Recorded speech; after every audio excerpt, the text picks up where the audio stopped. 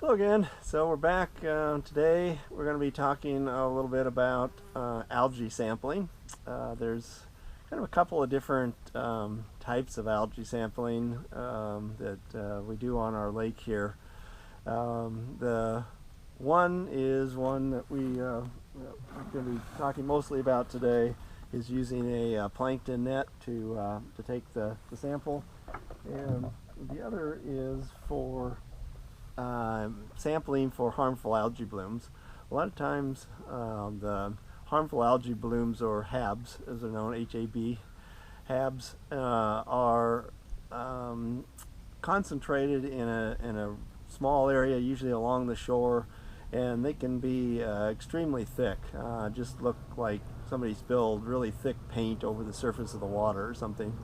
So if we're trying to do something with one of those types of algae blooms, then using a net like that makes it difficult, because it's so thick that we don't really need to strain the water to catch the algae. They're just all accumulated right there on the surface.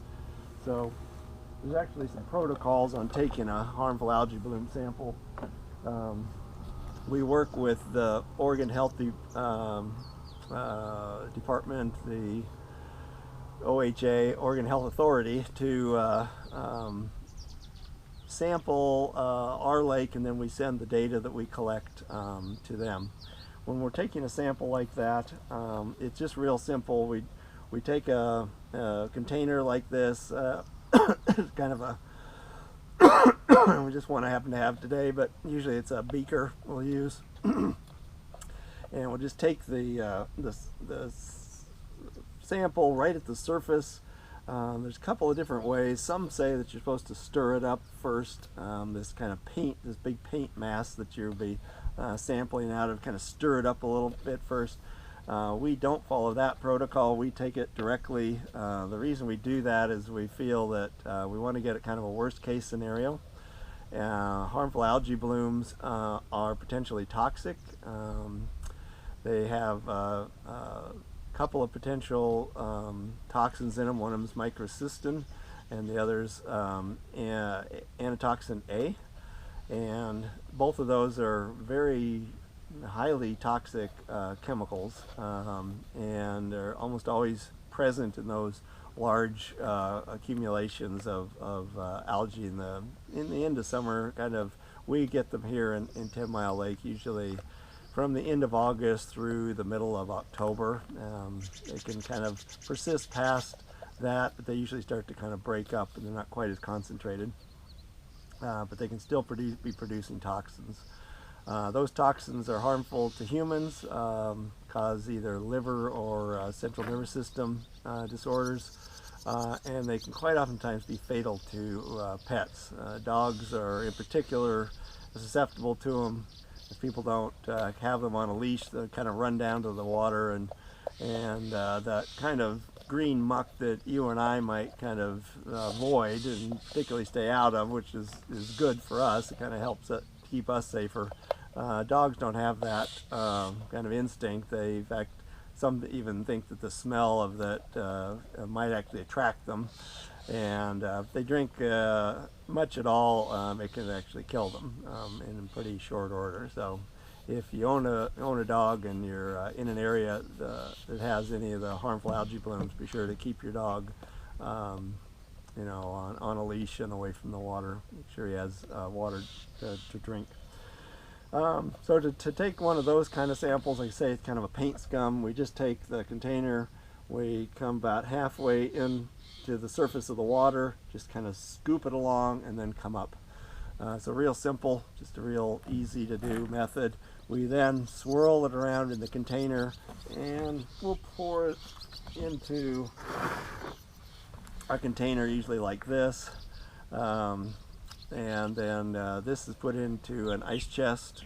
We keep the sample cool, and then eventually we'll send it off.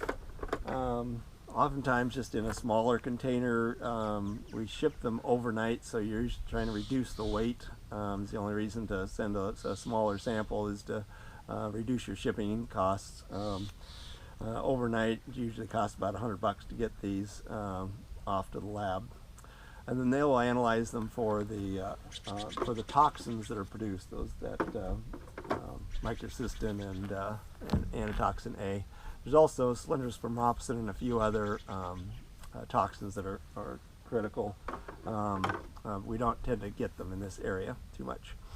Okay, so and then I guess those results will come back. We will then send those results to the Oregon Health Authority, and if they have exceeded the toxin limits, then they will put an advisory out on the lake to the public to let them know that they need to be careful. Those advisories are not closing down the lake like a lot of people say. I would say it myself sometimes, just because it's kind of the short version of it, but it's not like you can't come on the lake. It's just really an advisory to, watch out for those areas. Don't let your pets go. Watch your kids. And if you're on the lake and it's like the whole thing is covered with that kind of thick algae, then probably should come back a different day. Okay, so let's talk a little bit about the plankton net. These plankton nets can be used in a couple of different ways, and there's various ones of different types of nets too, for that matter. You can, one version is you can tow a net behind the boat, sort of in this fashion, and collect them.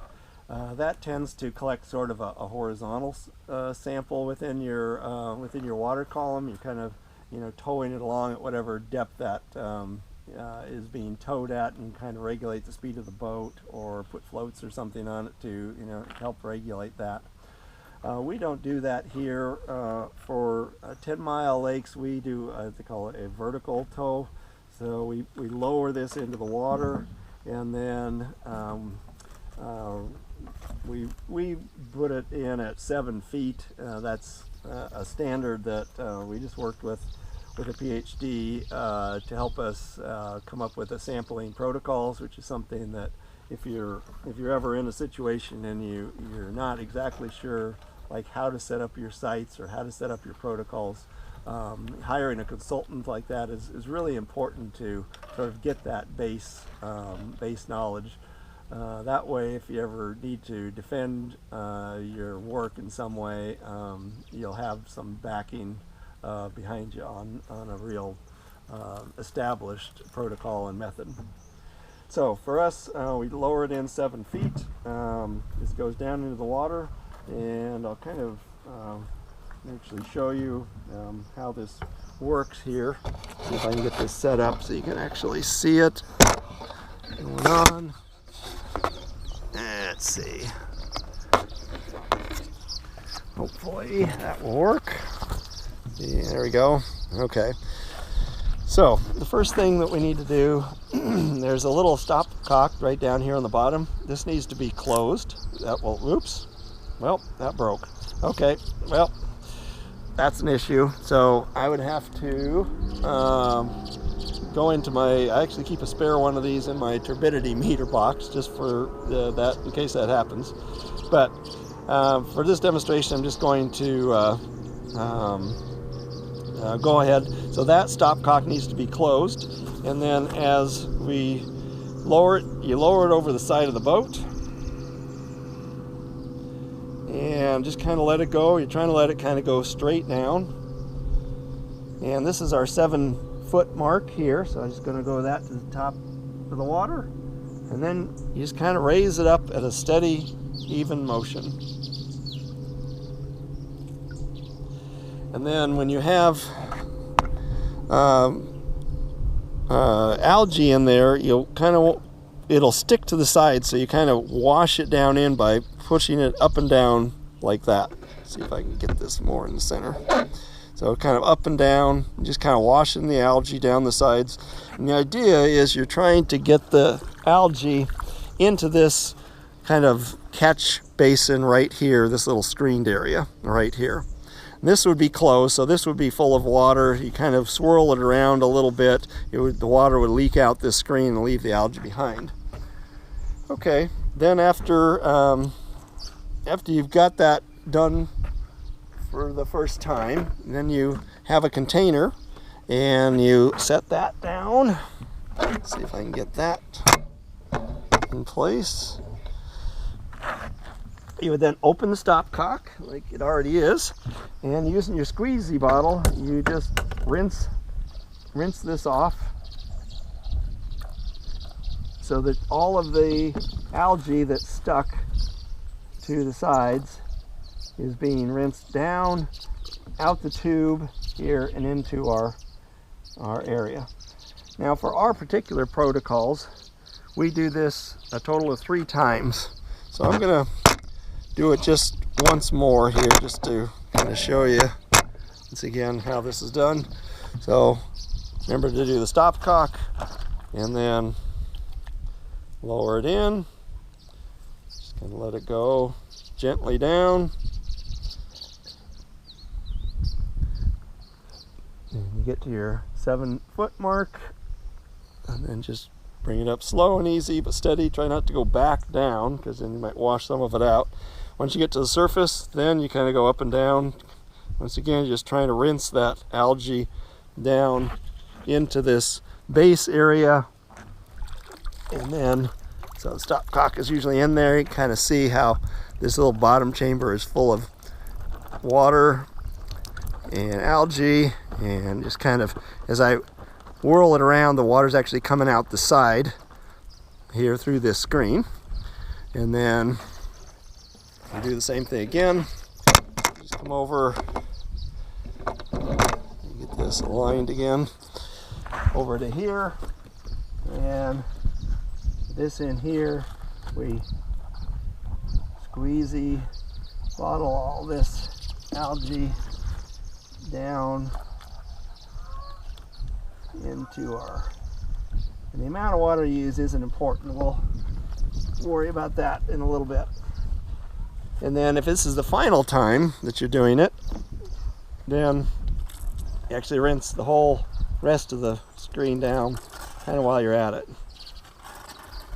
Okay, and even down there again. Okay, and the water I'm using in here is nothing special. You can just use you know, distilled water or even drinking water, because really it's just kind of a rinse. It's not important what it is. Probably would not use lake water, because there could be algae in the bottle that you're squeezing and adding to your sample, but any clean water source would work. Okay, so if you can see in here, let's see, I don't know how well you can see that or not, but there's a whole bunch of little green specks in there, and I'm kind of looking to see, I don't see any zooplankton. If you have zooplankton, you'll see a bunch of little critters moving around in there, and I don't see much. So this sample is now all we need for our actual sampling protocols. And I don't know if you can see me or not, hopefully you can.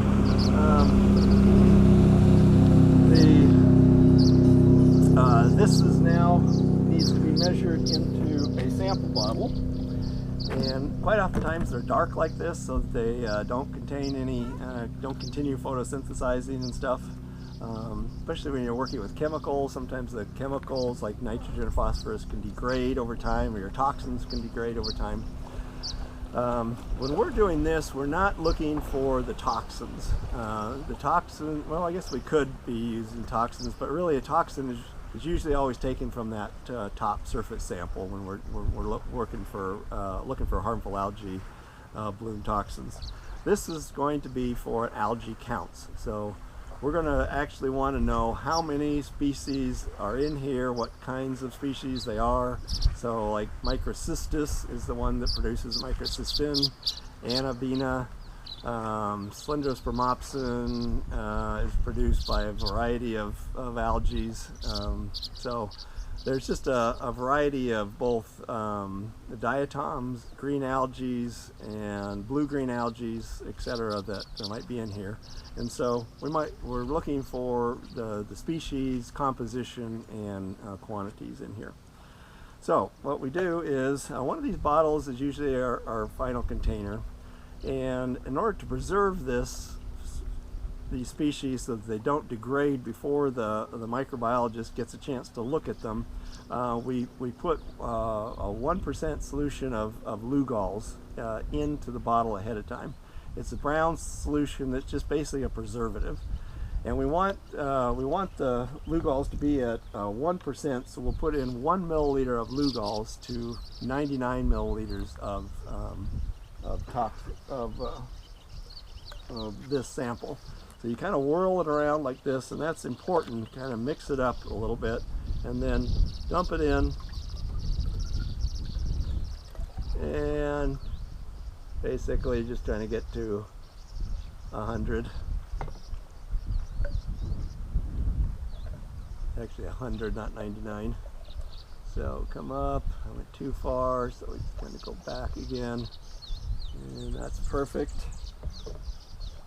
And then just dump that in here, and the Lugol's is already in here. Usually you put that in your office so that it's ready to go.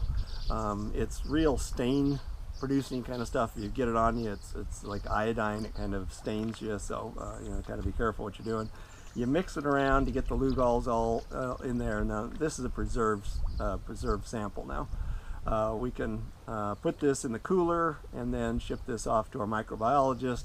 They'll give us an algae count. They'll both identify the different species and the quantities of each of those species. And using that, we can kind of look and see what's going on in the lake, and what maybe corrective measures we might need to do to reduce our nutrients or something like that. When we're done, we also need to take the total volume of water that's in here. So we know we just took out 100 milliliters for our sample. We then measure the rest, and that helps our, so there's 33 in here. So we had a total sample of 133 milliliters. So that helps the microbiologist determine the number of cells per milliliter for that sample of any of the species that they find. Okay, when you're done with this, it's a good idea to rinse it down. I'll replace my the stopcock on here, and having an extra one of these, it's not uncommon actually for these to break. They kind of brittle over time, so I always carry a spare one around. But you do want to make sure that you kind of rinse this down, because if you leave algae kind of on here, it'll actually clog up the porousness of this netting and kind of keep the water from going through it, and that kind of ruins your net. So be sure to take the time to rinse that down extra well when you're done for the day, to make sure that it's clean. And then I leave it up, just hanging it up to dry, to keep the fabric from getting creases or breaking or whatever. You also don't want a hole in your net either. Okay, so that's algae sampling. The couple of different methods we talked about. So the first was for the harmful algae blooms. That's just that simple kind of scoop down in, pour it into a container, and you're done. I mean, it's really simple. It's also very important. That's what regulates the advisories that are on the lake, and so it's really important for public safety reasons. So you want to make sure to kind of do that properly. And then this other method is more kind of at the scientific end of things, where we're just trying to look at what species and the quantities that are inhabiting the lake, and how that, what factors might be influencing that. Okay, that's it for this lesson, and we'll see you next time. Bye.